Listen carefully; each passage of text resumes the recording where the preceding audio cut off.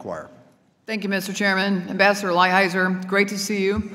I have a lot of ground to cover in a short amount of time, so I apologize for my speed this morning. First off, I want to thank you, Mr. Ambassador, for all the hard work on the USMCA.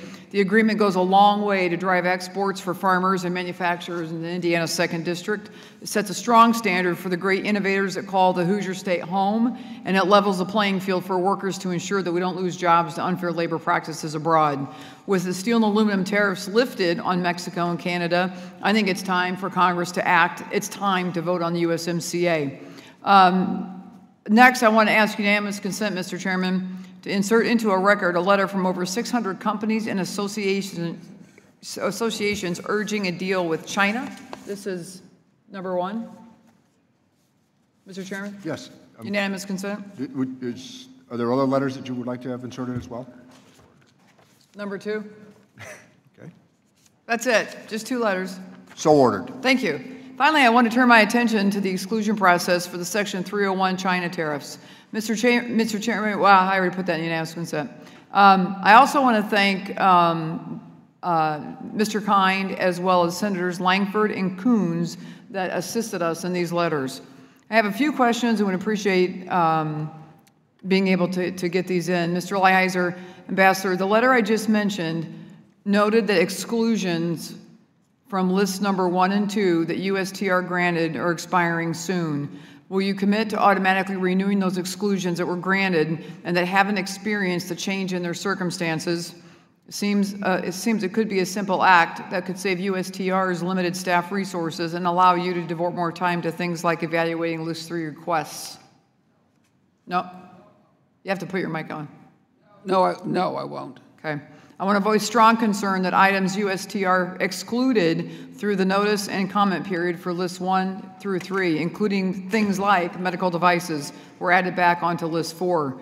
I've heard from companies already who thought they had escaped the tariffs, but now are distraught to have to go through this whole process and the expense all over again. It seems like a waste of time for them and time for your staff too, who have to reevaluate these petitions. Why were these lists put back on list 4? So list 4, Congresswoman, includes all of the rest of the trade in the United States, between the United States and China. So that was the President's direction, and that's what we're looking at.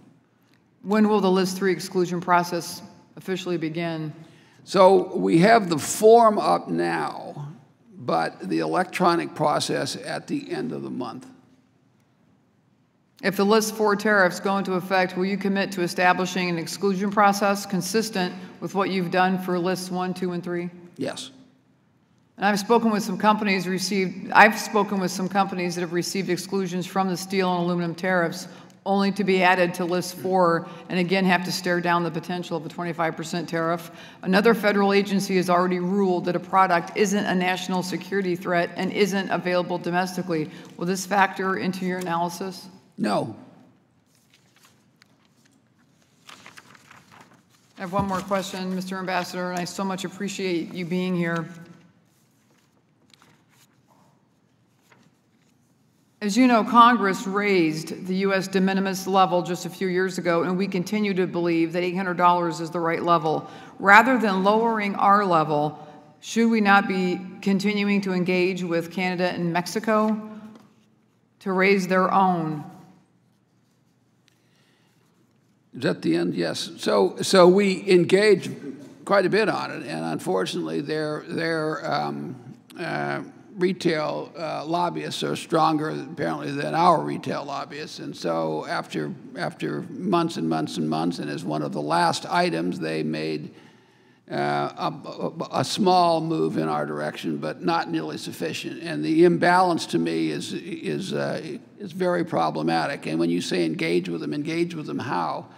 One way to engage with them is to say you get the same thing in the U.S. that we get there.